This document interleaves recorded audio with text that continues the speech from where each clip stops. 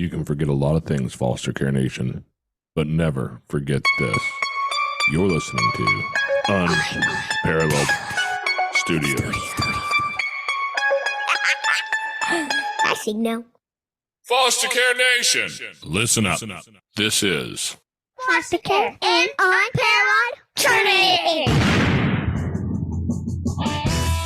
Strength for the powerless, courage for the fearful, hope and healing for wounded hearts.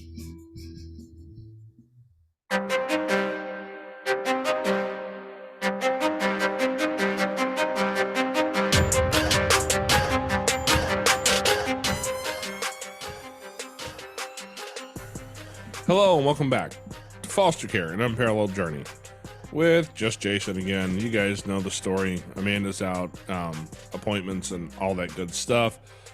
Since we've taken on the new baby, our life has just gotten so incredibly insane that having our life plus a medically fragile baby it's a lot.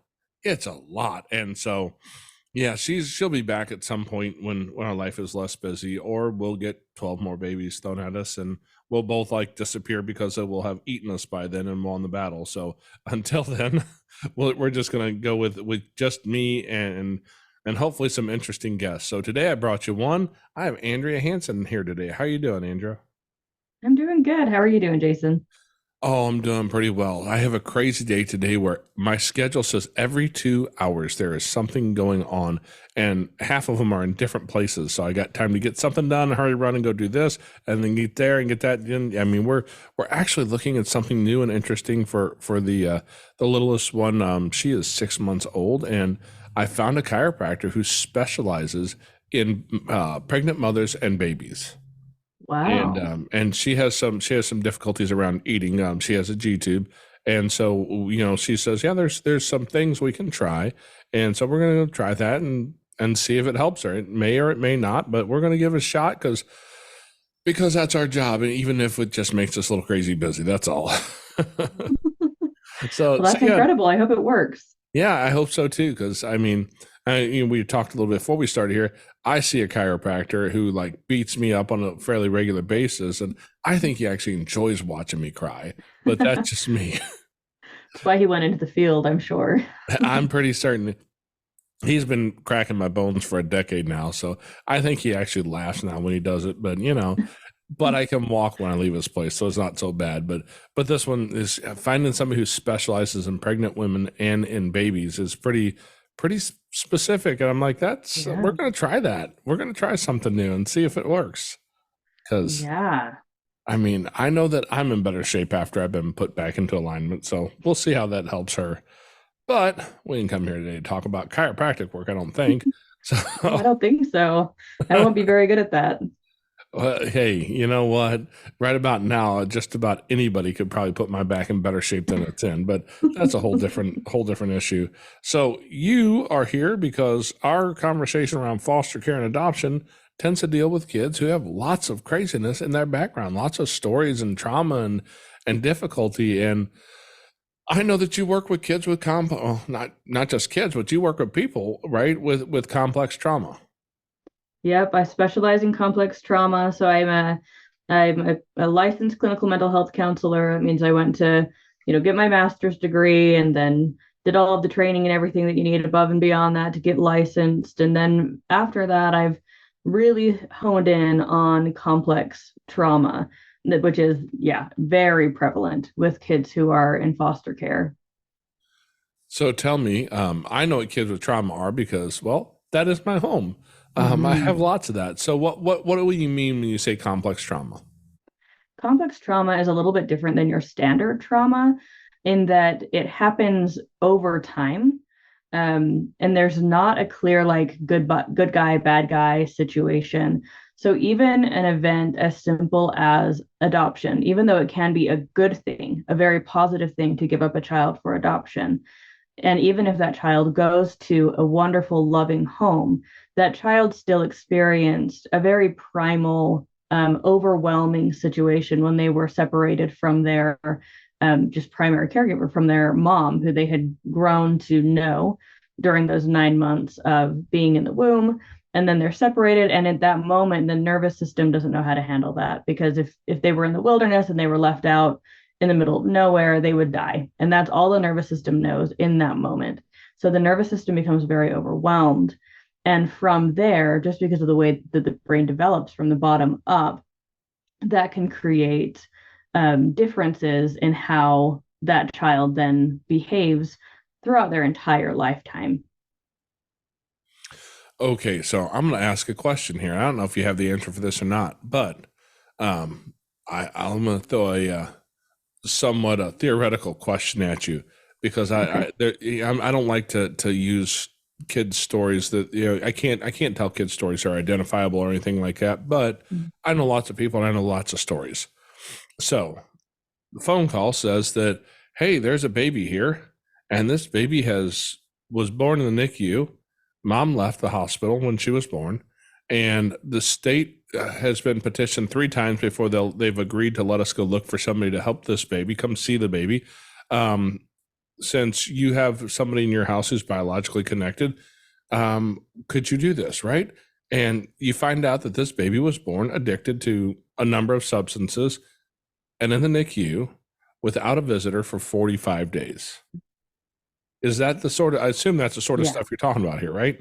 Yes, that's complex trauma, so that you don't remember it. And that's what a lot of times we think, like, oh, well, kids are young, kids are resilient, they're going to be fine, they're not going to be able to remember it. But trauma isn't something that you remember. Things that we remember are higher up in the brain. And in moments of a lot of distress, the thalamus, which is the part of the brain that mixes all of our different sensations together and forms it into a memory, kind of like a gourmet chef creating a meal, it gets disrupted.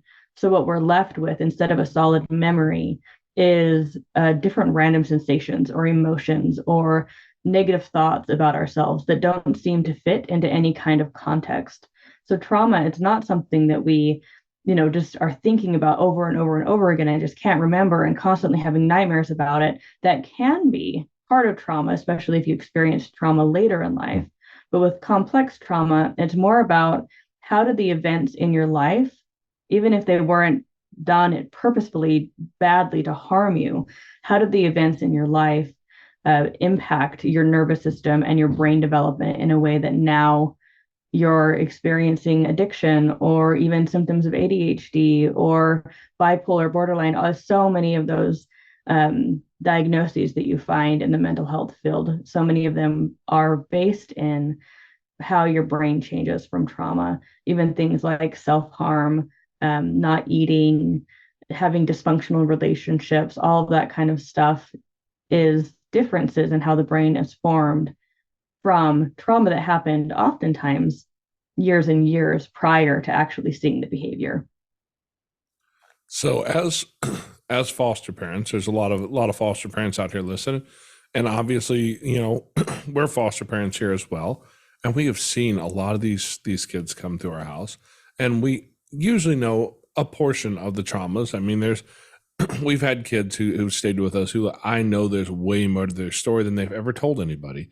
That's buried in, whether it's intentionally or it's subconscious, it's been buried back in the brain somewhere. Something that happened that they may remember, something that happened that they don't remember. But how do we as the foster parent, like, I'm not the replacement dad. I can't be that. I know that much.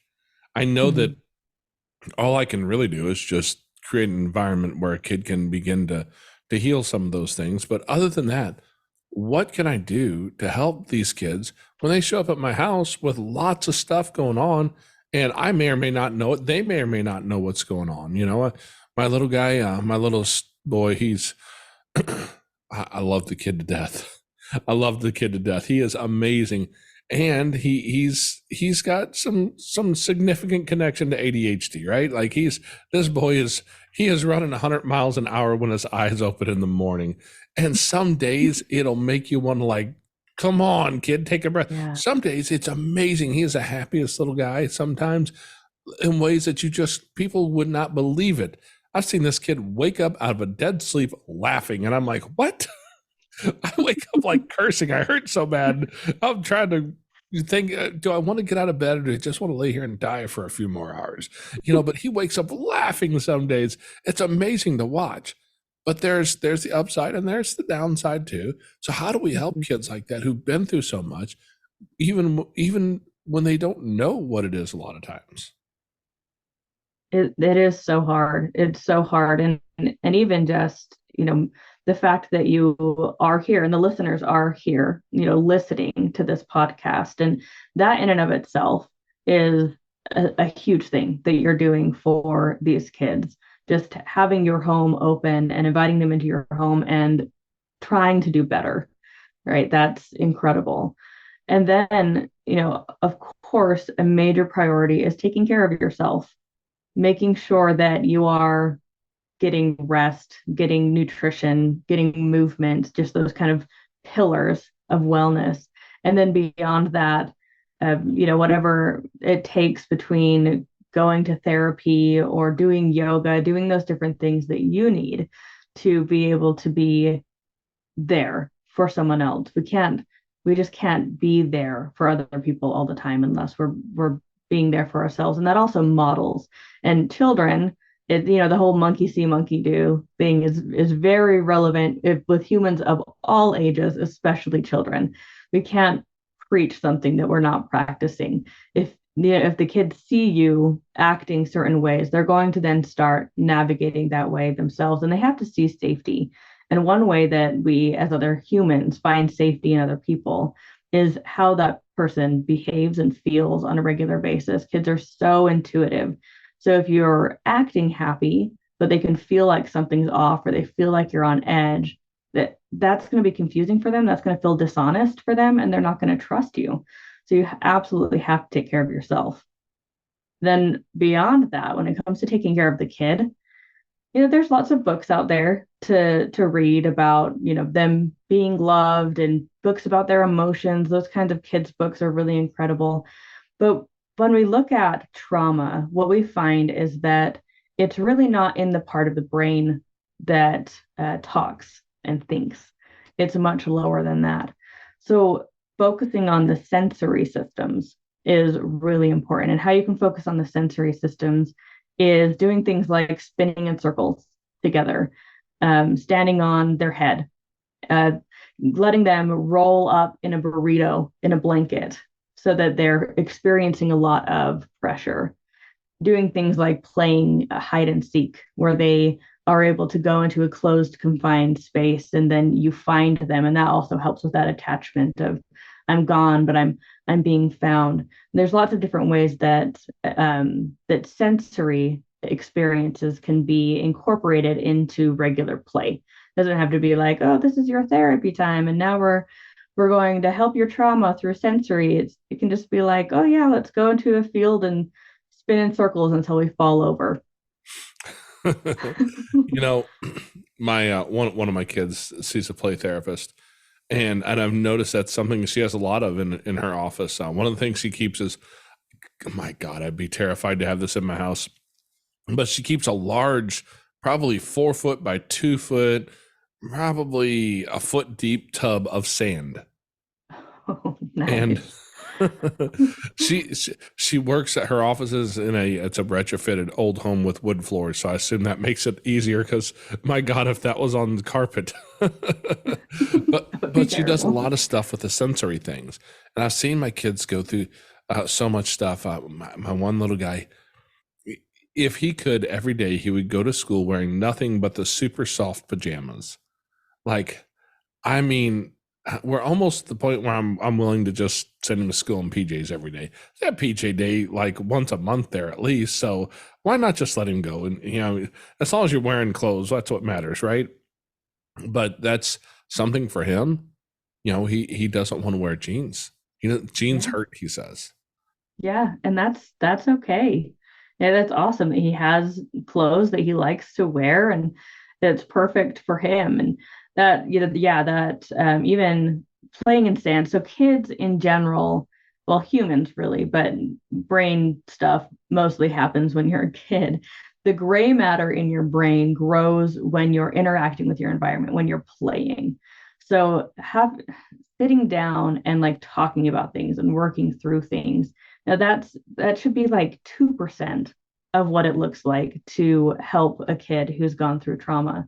The rest is very interactive, very, very active, right? Even developing a sense of safe touch is really important. So helping them put lotion on their hands, just rubbing some lotion into their hands, not anywhere else on their body because that could be unsafe for them. But hands are usually relatively neutral. And then, of course, paying attention to those body cues if they're uncomfortable with it, to allow them to put lotion on themselves. But there can be very simple, just routines throughout the day. And then routines is another really important thing when it comes to stabilizing our brains.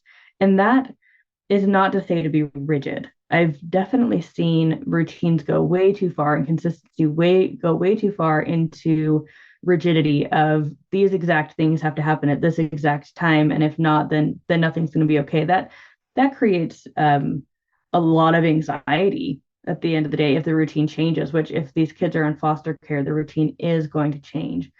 So flexibility within that routine. But in general, there's might be a few things that you do before bed or some things that you do before dinner that are pretty regular, just to help them get into a rhythm within their body. Yeah, we've seen a lot of routine really help kids, and I don't understand all the ins and outs of exactly why, because my psychology PhD is written in crayon by myself. It's That's one purely way to do it. it's an experiential PhD. I've been taught by a lot of kids, and so I know that it's there, and I see the benefits. Certain kids especially or benefit from it, but but I don't always understand why it works. And quite frankly, I don't understand why a lot of things work the way they do. I know if I put gas in the car, it'll go. And if I don't put gas in the car, it won't go. Now, I'm not going to explain to you the intricacies of the internal combustion engine. I mean, I know there's rods and pistons, and I know the basic idea how it works just because I'm a boy who has plenty of friends who are like motorheads and love that stuff. Not me. I'm not that guy. I don't know how to increase the horsepower of your car other than buy a car with more horsepower. That's what I do. but I know that it works. And so I do the things that I know work. And here I think here's a real struggle that I think we found in our experience is in our home, we have become kind of good at this stuff, right? We've had enough kids. We're sitting at about 30 something, 30ish kids or so who've come to our house. We've seen lots of stuff. We figured out lots of things that work. And we figured out all the important parts and pieces. Like I got to have my own stuff worked out beforehand, because I can't walk in with my trauma and throw my trauma at theirs and think it's going to turn out well. But when I send them to school sometimes, these the school district that we're in claims to be trauma informed. I guess they say they're trauma informed. I'll put it that way. But in my experience, I think they've had an intellectual information given to them. I don't think a lot of them understand it experientially, what it means to have kids of trauma in their life, in their classroom. And the best way I know to describe this is I know a young lady who went through some incredible trauma from the age of about 8 till I think 13 or 14 years old, roughly. She was regularly, systematically raped by her stepfather and his brother. And she dealt with that trauma beginning at 8 years old. Now, when she went to school the next morning, I'm going to bet she was not the model student. She was not the kid that the teachers wanted in their classroom every day when that was going on. I bet you that she probably even got some trouble from what happened after her behaviors, trying to figure out how to deal with that. And I can't blame her for it. But these so many teachers don't understand the ridiculous prevalence of this, how bad some of this stuff really is in our world, how many kids are going through this trauma, and trying to take these kids and help them sometimes just plain survive through school. Yeah. Yeah, that is awful. That is awful that she experienced that. And you're right, the school systems, they're not trained. Teachers aren't really trained to know the science. And it would be very difficult because there are just so many signs. This girl that you're describing, she could react through dissociation and just going to sit there looking at the teacher, looking like she's paying attention, but not actually retaining anything that the teacher's saying at all. She could react through perfectionism and really throw everything into that and intellectually, just dissociate by being completely intellectually driven while everything else in her life fades into the background. She could be, have that more hyperactive reaction where she can't sit still and she's getting up and she's wandering around and she's talking whenever. There are so many different ways that people react to the trauma that they're experiencing. So it's really hard for teachers to know what they're looking at. But there is a really big wave of trauma right now where it's become quite popular to say. So I just see people saying that they're trauma informed all over the place, but they don't. What does that mean, right? Does it mean they've heard of the concept of trauma?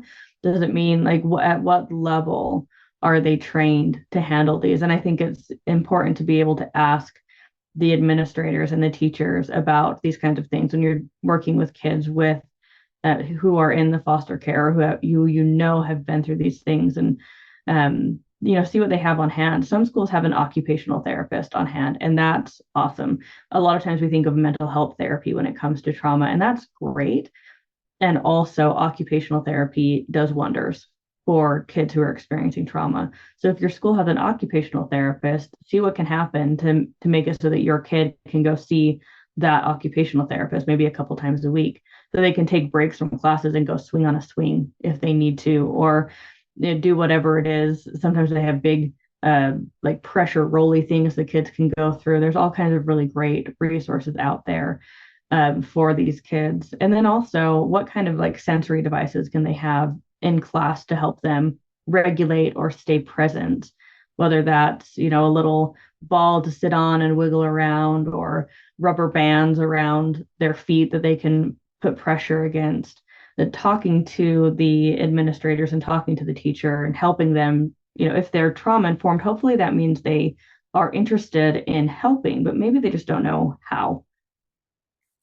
Yeah, and that's so far been a little bit of our experiences, that trauma informed means that they're informed that there's trauma, and that's about the size of it, and they don't really know it. And partly I get it. If you're teaching a classroom with 30 kindergartners, my God, you have a lot to manage. Yeah. You're hurting cats already. But that doesn't mean that this kid's struggles don't go away. And for every kid who's in the foster care system, there's at least one of the kid in that classroom who's gone through the same thing, who just hasn't been caught into the system yet. Mm-hmm. And that's, the young lady I was describing, she was never put into the system anywhere. Nobody ever saved her. Yeah. Like she grew up her entire life with this. As a matter of fact, I met her when she was in her early 20s. And I suggested to her that it'd be a good thing for you to see a therapist. And she almost looked offended. And she says to me, "What, do you think I'm crazy?" I looked at her, I'm like, "Girl, I got a guy, right? So either I'm crazy or you're just as crazy as me. How about that?" Therapy doesn't need to be this horrible stigma that it means that there's something super wrong with you. It just means that something happened in your life that you might need a third party to look at and help you reprocess some of that. Oh, exactly. And we were talking a little bit earlier too about how, recently I think COVID had a big impact on this, that the stigma around therapy, it does seem to be decreasing. But, in my mind, you have a doctor, you have a dentist, you have a chiropractor, you have, all these different specialists in your life. It's important to also have someone who's there for your mental well-being. Sometimes I think we think we have more control over our brains than we do. Like they're all based in our thoughts. And I used to think this way as well, growing up, and I had my own traumas growing up. And I was really firmly in the belief that you grow up and you get over it and you move on. And even in graduate school, they don't really teach a lot about trauma in graduate school. I was there for 3 years, and We learned a lot about diagnosing and a lot about talk therapy skills, but we didn't, and all the different theories, Freud, Jung, all of those different guys, but we didn't really learn a lot about the neurobiology behind everything. So that's something that when you look at the diagnoses, they don't have any kind of explanation behind them, like, oh, this is what's actually happening neurologically for this to happen. And it wasn't until I started studying complex trauma that I realized, like, okay, well, this actually has some really strong science behind it, and it has nothing to do with growing up and getting over it. It's so much more influential than that. And I noticed it myself going to different therapists where I would, they'd want to talk about everything and they'd want to help me change my thought process about stuff. And after a while, that became the kind of like felt like a game. Like, sure, we can change my thought process. Like, that doesn't do much for me. Like, I'm capable of thinking of things from multiple different perspectives. But then at the end of the day, how does that actually help these deeper down emotions and urges and thoughts that just are very overwhelming, that yeah, I can maintain my life, I can keep moving forward, I'm a very functional human, but there's something that's not okay. And it wasn't until I started really studying complex trauma that all clicked, and that made sense for me, of like, okay, that is because it's deeper down in the brain than my thoughts and my ability to function. And I hope that as more of that science gets out there, that it also helps further destigmatize that if you are experiencing symptoms even years after having gone through traumatic events, there's research out there, it's called ACE research, that shows that 30 years after experiencing trauma, a lot of times people will experience weight management issues that they just cannot get under control. Or 40, 50 years, people start experiencing heart issues, heart disease or strokes, and it ties it back very strongly to that trauma. But it's not a matter of if you're strong or if you're weak or if you're capable of getting over it or moving on. It's a matter of you're in a human body, and that human body was impacted, and you see a specialist to help it move through that and realign. I love that you mentioned that. I'm currently reading a book. I say reading, what I really mean is listening to, because I can't sit still long enough to read a book anymore. I have too much stuff. But I when I'm driving, I'm listening to a lot of stuff through Audible and that kind of thing. And there's a book by Dr. Chris Palmer, which no relation to this Palmer over here, but Chris Palmer has a book. It's called Brain Energy, and I'm going to tell you, like this isn't a guy with like a crackpot with an idea. He's got 30 years at the hospital at Stanford or Yale or something like that. He's got experience in research, and he is tying together a lot of interesting things, like the fact that if you are diagnosed ADHD, the chances of you being diagnosed with another mental disorder somewhere along lines go up exponentially. The chances of you being diagnosed with diabetes or some sort of metabolic disorder down the road go up exponentially. Autoimmune diseases are also, hugely more diagnosed among people. Like, these things all seem to have this bi-directional connectivity, and he has an idea as to where he thinks it might be happening. The book is called Brain Energy, and he talks about how mitochondria work. And you've had way more years in school than I have, and I guarantee you he's probably going to hurt your brain too, because the first 10 chapters was like neurobiology 101, 201. I think we had 401 in there too. It was some pretty deep stuff to try and understand, but to see that kids of trauma, basically what I boiled the whole thing down to was kids of trauma are way more likely to develop more than one mental disorder and metabolic dysfunction like diabetes and things like that, and autoimmune diseases, things like that. And that shows up in your life because the mitochondria are affected by the stuff that happens to us. Yes. And kids who have experienced that, the foster and adoptive community are more likely to see much higher prevalences of these things because they've been through more stuff. Yes, absolutely. Yeah, it does it does impact us on the cellular level. There's been decades of research on complex trauma and how it impacts our systems in different areas of our symptoms, even down to our cells that, like you were saying, the autoimmune diseases, the inflammatory stuff, a lot of that.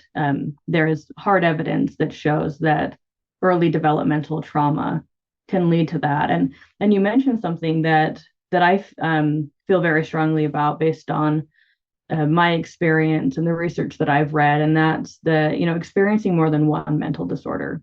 So the DSM, the book that has all of the mental disorders in it, it's a very, very large book and it's ever changing. It was originally created in the 1980s by a group of psychiatrists who wanted a common language and wanted to legitimize the field of psychiatry. But they knew at that time that these were theories. These were not actual diseases. They were just theories. And then they were going to keep researching them and see if they could get some validity behind the theory. So validity is basically then being able to prove that what you think you're seeing is actually what you're seeing.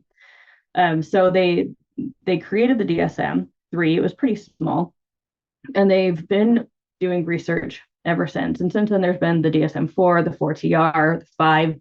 Now we're on the 5TR. TR stands for text revision. So then for each of those, there has been diagnoses added, there's been things moved around, but consistently, the validity has not been found for the diagnoses and the inter-rater reliability as well. So if you take a couple of different experts on the DSM and you have them each try to diagnose the same clients, they get different results. So the DSM is not a great book. The diagnoses that we currently have aren't valid. They don't quite make sense. They're great as far as having a common language. Like when you say ADHD, I have kind of a broad understanding of what that could mean. There's a lot of different ways to get the diagnosis of ADHD. It can look really different for really everyone, but at least we have some kind of common language to use. But it's important. It's so important. And when you're a parent of a kid who's going through trauma, it's so important to not over pathologize them, to not say, oh, okay, well, you have this disease, because it's just not accurate. It's not valid. And then we're setting them up in a system that goes poorly a good amount of the time. So I've worked with kids at different ages and adults as well. And I've worked with really severe cases of, kids who are in inpatient facilities in Utah for extended periods of time, even up to like 2 years. I've worked with adults who are coming out of the prison systems. I've worked with adults who are inpatient for, heroin and meth addiction. So I've seen a lot of the outcomes. And what I've noticed consistently is when we take a kid in to a outpatient clinic and they get labeled with, ODD, which is a really common one for kids with trauma, that oppositional defiance disorder, then that shifts everybody's mind around them. Everybody who knows this kid has ODD to, oh, this kid is, a bad kid. They're probably going to have conduct disorder. They might be antisocial. It's like this kid is diseased and this kid has a disorder, and that is a chronic illness for the rest of their life. Or, for example, just as a trajectory, a kid who is diagnosed with ODD early on, and then the trauma keeps compiling because of the people who are interacting with this kid as if they are the problem, as if they do have just this something wrong with their brain. And then they, later on start developing other symptomology that could look like in the schizo range, schizotypal, wow, that was hard. Schizotypal, schizoid, schizophrenic, and then they start getting medicated for that, for these other symptoms that are popping up.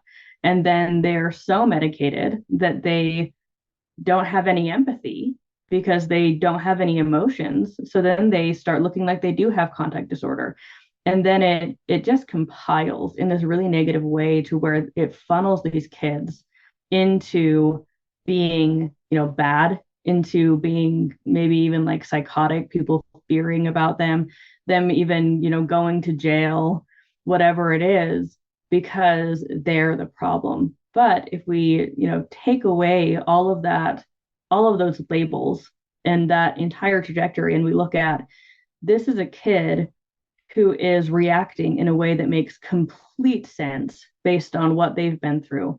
If we understand the neuroscience, if we understand the kid and where they've gone, what they've gone through, everything that they're doing makes a lot of sense. And it's actually really brilliant for them to have figured out how to navigate all of this. And maybe it's annoying for us, maybe it's concerning for us, maybe it's really disruptive, or maybe it's even harmful. And this kid has figured out how to survive. They figured out how to navigate. And if we try to really focus on that underlying trauma that's impacting them on a cellular level, on a nervous system level, instead of over medicating them and over pathologizing them, their trajectory into the future is going to be 100 times better. I had a kid that I was working with, and he was a teenager, and um, we he had worked with so many therapists before, and he was on that other track, and we started focusing in really deeply on that complex trauma. And now he's in college and he's working towards becoming a therapist himself, and that was not the trajectory that he was on before we started working on that complex trauma. I can see that so clearly. But I think my question is this: as boots on the ground, right? The Mhm. ones who are in the daily battle, because we're on several like support group type, Facebook pages, that kind of thing. I saw a post just, I think it was this morning, and gal says they brought this sibling group of three boys into their house. They have three bio kids, and they're at the point where no behaviors or anything like that were listed. They weren't told anything about anything. Turns out they were wrong. There's plenty of behaviors, and it's getting to the point where it's dangerous to have them around their own kids. Where stuff is showing up, and there's just a lot of physical aggression and stuff like that showing up. And I fully understand the fact that once this kid feels safe enough to start acting out around you, that's probably a good sign that they feel safe enough to show some of that. But at the same time, it's really hard, especially if you're like us and I have step kids and bio kids and foster kids and adopted kids, and we even had one who was a family placement, if you will, that was never an official placement, just lived in our house and called me daddy and called my wife mommy. Right. So we've had all this wild conglomeration of kids from different places who've lived in our home, and we have to figure out how to walk through this minefield some days. And so knowing that you have kids who come from trauma, who probably have some pretty severe complex trauma in their life somewhere, how do we manage that as we walk through this problem of keeping everybody safe, sane, and maybe even happy if we're having a good day? Yeah. Yeah, it is. It's a huge challenge. And of course, everything's going to be so individual based on what's happening within each specific home. Broadly, validating the emotion. It's so easy to just quickly want to shut down kids because we're scared, we're reactive, we're defensive. As adults, we have our own stuff that's going on. We're busy, right? So we just want whatever's happening to stop. And that if a kid doesn't know what else to do, they're going to keep doing what they're doing, and not knowing as in logically, knowing deeper down. So having actually practiced. So first validating what they're feeling. And validating is multiple steps. So validating the emotion, because wow, you're feeling so angry right now. And that makes so much sense. I think if I were you, I would feel angry too, with having all of this crazy chaotic stuff going on in my life, and being in this different home, and you're probably sad. And then allowing for them, if they can and if they're willing to respond and maybe correct you, and no, I'm not sad, I feel this, and okay, yeah, and that makes sense, and just opening up that space for them to feel like their emotions do make sense and they are valid. And even naming a kid's emotion and helping them name their emotion sends calming chemicals from the upper regions of the brain down to the lower regions of the brain. So naming it, validating it, and having that conversation if possible, and then redirecting it. What is a healthy way for them to release their anger? Are there, is there a stuffed animal that they could throw across the room over and over and over again until they feel better? Is there a mattress that they can punch? Is there a pillow that they can scream into? How can they release that in a different way?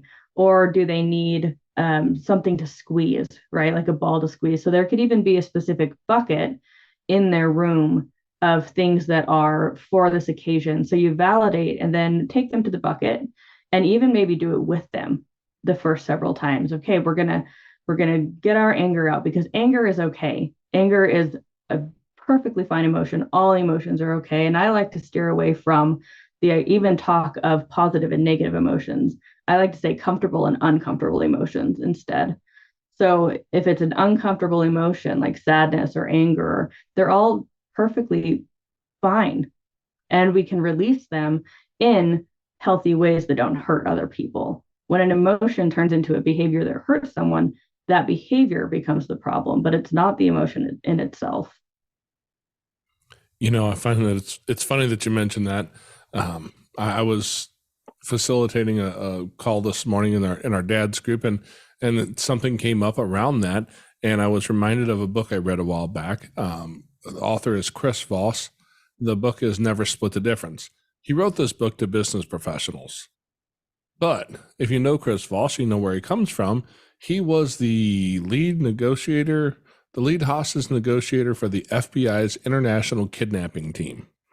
So all the stuff in this business book he learned from literally negotiating with terrorists. And if you want to meet the most common domestic terrorist, you got to look down because they're usually a little shorter. I can say that with full authority because I've had enough kids in my house to know that. And he talked about some of those skills. Labeling specifically is something we talked about in depth this morning, about the ability to look and say, man, you look really angry.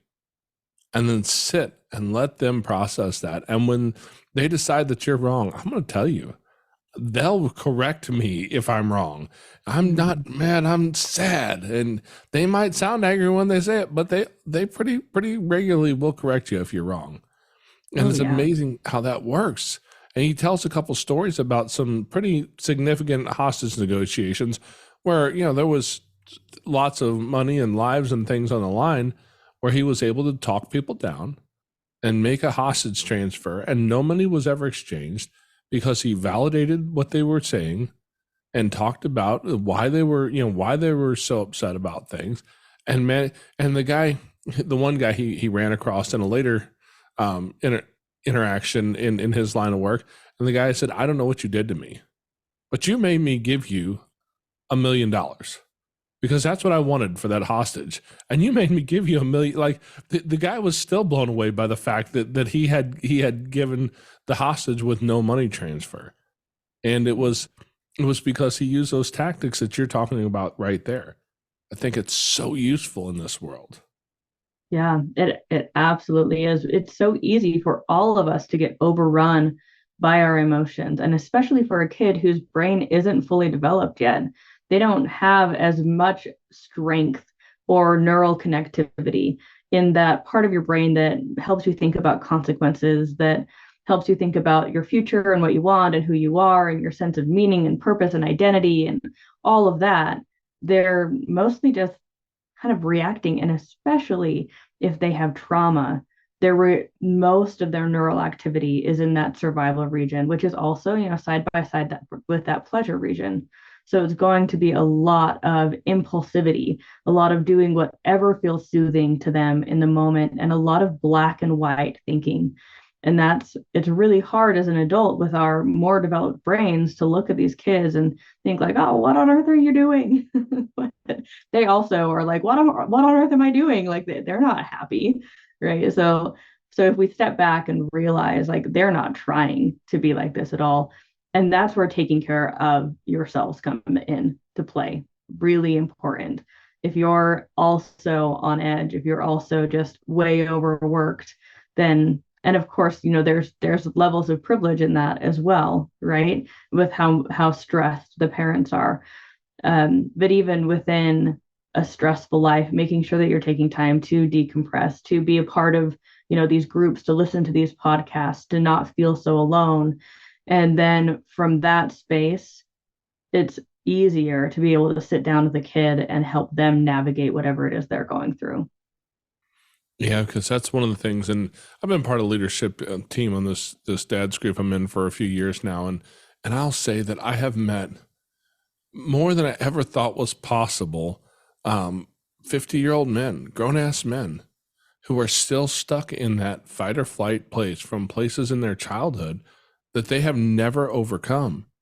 And is it any wonder that we have things like road rage and people running each other off the road and crazy stuff, people getting beat up in McDonald's over the wrong order? That's half of Facebook right there is people behaving badly because they haven't dealt with their own stuff yet.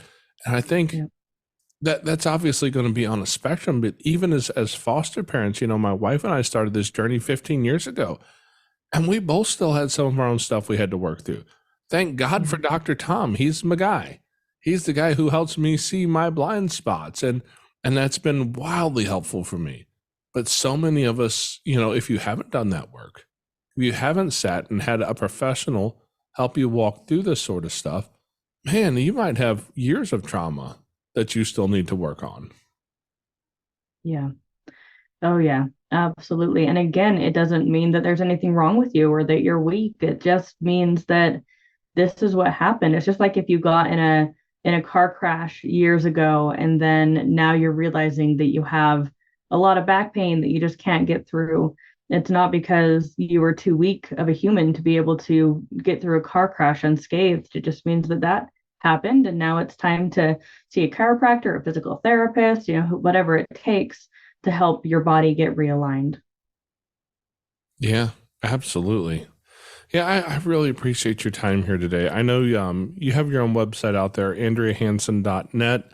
So what do you offer on your website as far as how is that a good place for people to get a hold of you? Do you have, what do you have out there? Yeah, on my website, there are the social media icons that you can click on and connect to me through social media if you'd like. Facebook, Instagram, LinkedIn are the main places that I am. I have a Twitter account, and I have a TikTok account, but I really don't utilize those much. But if you want to connect to me, that's a great way to do so. For the most part, I work with adults at this point to work through trauma, and I've really honed in on a process that I use with adults. It typically takes about 3 months to really dig in and do a lot of really intensive, complex trauma. I call it recalibration because that's really what we're doing. We're not turning you into a different person. We're not making you better or anything. We're just taking your system and we're taking it from trauma response to more of a whole just system that's in a state of flow. And I also I'm certified through MAPS and through Prati, so I also work with psychedelic-assistance to be able to create some really profound results with my adult clients. But I am also available for consulting with schools, consulting with teachers, consulting with parents virtually as well to help navigate these more complicated situations. Oh, that's awesome. Yeah, because I don't know much about the psychedelic stuff yet. I know that I've seen a lot of kind of residual noise about different stuff. Good old Joe Rogan. You'll learn plenty about stuff like that from him. I don't know that he's the news source I want to get all of my news from. More of an entertainment source, right? But but there's a lot of interesting information out there around that sort of stuff about learning how to reframe things in your life in ways that's helpful for you. And I have one particular friend of mine who taught me a little bit about some of the reframing stuff, and the power that comes out. You talked about you mentioned Carl Jung earlier, and I believe Jung was really big into the archetype stuff, right? Yeah. Okay, so like the archetypal stories that we all have, the fear that we all have about standing in front of the classroom, because you probably had this dream if you're listening to this, standing in front of the classroom in your underwear and you don't know why, right? So I can tell this story about one of my kids who ended up exactly in that place. The long and the short of it was he had to go change clothes up in the nurse's office, and the nurse had handed him some clothes, and she handed him a pair of boxer shorts to put on, and she didn't get to the other clothes yet. Then somebody else came in and needed one of the other teachers or somebody came in. We need you, nurse so and so, for this real quick. And she told him, "Put those on. I'll be right back, buddy." So he puts them on and he doesn't wear boxer shorts. As far as he's concerned, he's wearing shorts. And she hadn't come back in the appropriate amount of time for his brain to think it was right. So he throws his shoes on and goes back to class. Walks into class, and a whole bunch of kids start pointing and laughing, and he's literally at 7 years old living out the nightmare of most adult humans. He's standing in front of his class realizing he's wearing underwear. And I mean, so sad. Right? But he told me that some of his friends were telling the other kids to shut up. And I'm like, dude, that's amazing. You have some awesome friends. Yeah. Like, they were willing to stand up for you like that, and having to learn how to reframe that stuff so that, he doesn't have to have it's still a rough memory for him, I'm certain. But we were able to reframe that in a way that isn't all bad. Oh yeah. Yeah, totally. It's like I just love that Inside Out show that Pixar did a few years ago, where it goes back and it shows those memories, how they happy and sad can come together at the same time, or, feeling fortified by the sense of kinship and belonging while feeling ostracized and embarrassed. It can happen at the same time, where we're spacious enough as humans to be able to hold those two, as long as we allow ourselves to. And that's awesome that you had that conversation with him and helped him fortify the other piece of that memory. Oh man, I'm gonna tell you, I was pretty proud of myself. As soon as I got done with that conversation, I thought, where did that come from? That had to be God pouring language into my head, because I'm not that smart that fast usually. I can usually come up with something like that 30 minutes later after I needed it, but it like in the moment he heard what he needed to hear. But and this kid has been through some stuff, and he's got some stories, and we're trying to help him walk through all these things. And man, just as foster parents, as adoptive parents, some of the situations we find ourselves in are so dang tricky to walk through in the moment. And so having somebody, like you on board would be great to keep our, always keep our mindset in that place where we're not ready to just roll over and go, "Oh, that's terrible." Like, you did what? Yeah. Oh, because I'm certain he probably would have appreciated somebody maybe feeling a little bit sorry for him. But at the same time, I didn't want to have a wholly bad story in his mind. Yeah. So yeah, definitely. And both can happen at the same time as well, right? That validating of like, "Oh man, like that sucks. That's so hard. I'm so sorry you went through that." And it sounds like these kids, we're really there for you. And that's awesome. You have people who really care about you. And it's called dialectics in therapy, that those two seemingly opposite things can happen at the same time. Yeah, I love that idea, because I wasn't the popular kid in school. I grew up in a religious organization that kind of intentionally ostracized ourselves. And I will say that, at least from my experience, it seemed like something more cult-like than anything else. And that caused me a lot of those struggles. And I did not have any. This wasn't a conversation in current culture in the 1980s. Right. You were told to shut up, and you'll be, just shut up and go do what you're told, and you'll be okay. It'll be all right. Just go on. Suck it up. Man up. Pull yourself up by your bootstraps. And you don't know how hard it is for me to hear the random parents say stuff like that to their kid in public without me walking over and correcting them. I have the advantage. I can usually walk over and correct most parents like that if I wanted to, without worrying too much, because I'm the big guy. I'm not small. I'm over 6 foot tall. But I imagine that as a therapist, that's probably something you see on a regular basis out in public, is parents doing things like that make you crazy, and you probably don't have the room to correct people in public as much as you would like. Oh yeah, everywhere, and social media as well. Not just parents, but self-proclaimed experts, self-proclaimed people who want to say that they are the authority on a certain topic. That's the majority of what circulates social media, because therapists have more ethics and more just kind of reason around not giving broad sweeping advice to everybody on the internet. So there's the loudest voices on the internet are people who are not licensed and not trained, but they get taken very seriously. And I see the ramifications of that within my clients as well, who are, parroting or who are matching up with these things that they're seeing pretty consistently online. And like, yeah, it is. It's hard to not be out there, just telling everybody to stop it. But you know what? So you're not ready. There are plenty of great books out there too. You're not ready to espouse the benefits of having 3 life coaches run your life for you? Not yet. Not yet. Okay. Not yet. Yeah, I'm with you. It's life is nuanced and difficult and challenging, and social media has brought that to the forefront because nuance is lost in the pithy little 140 characters or whatever it used to be that Twitter restricted you to. Right. Yeah. Exactly. Yeah. Well, thank you so much for your time today, Andrea. I appreciate you coming on and sharing some of your knowledge and experience with us, because these are things that we need to be reminded of on a regular basis. And I think that oftentimes it's difficult as we see people that we care about go through these hard things, and we don't always know how to deal with it, how to talk about it, the language around it. What makes this?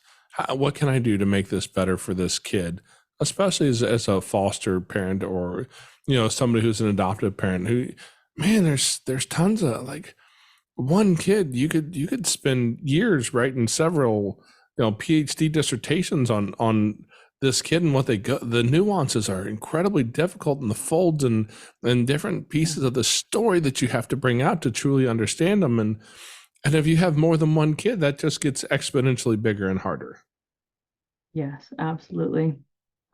And we're currently going through a process of looking at a 504 program for one of our sons. And I swear I felt like they give you this form to fill out, and you have this little bitty section to write in. And I'm not a great rule follower sometimes, so I got on the computer and I just section B, question A, and it was a page and a half that I typed out. Yeah. I'm like, there's a lot here. We can't just like focus on what I can write down in this tiny little space. This is an incredibly difficult and nuanced situation, and it's hard to put into a short, pithy sentence what it is, so that you can just come up with a quick, solid, easy little answer, because we don't have quick, easy, solid answers for most of these problems. Right. Yeah, it's definitely nothing's ever as quick and easy as any form or any diagram or anything like that is able to encapsulate. Humans are just vastly more complex. But if it was, we could put it on a PDF and I could sell it to you for $47 online. True. Do I sound like I met a few life coaches? Yeah. Yeah, or you could spread it out with some videos and sell it for $3,000. Either way. Or we could just create a week or a monthly price tag, and we could just get you on that Netflix type recurring charge. Mm-hmm. Yeah, I got some business ideas here that we need to talk about, because I need to be able to quit my day job. Good, that's great. Yeah, that's why I'm here. Well, thank you so much for your time today. Yeah, thank you, Jason. I'll talk to you later. Okay, Foster Care Nation, thank you for listening to Andrea's story. Now take her knowledge and wisdom to heart so you can create love and healing in your family and community. Be sure to come back next week. We have new episodes every Tuesday. If you'd like to share your story as a guest, you can reach us at jason@fostercarenation.com. You can connect with other like-minded people on Facebook at facebook.com/groups/fostercareuj. Don't forget, we have an account over at Buy Me a Coffee. It's like a virtual tip jar where you can help us fund our mission for as little as much as you want. It's at buymeacoffee.com/fostercare. The links to everything is in the show notes, in your podcast player, or at fostercarenation.com. And as always, you are so super awesome. I think you guys are cool. Yeah. Thank you for listening. Thanks. Unparalleled Studios.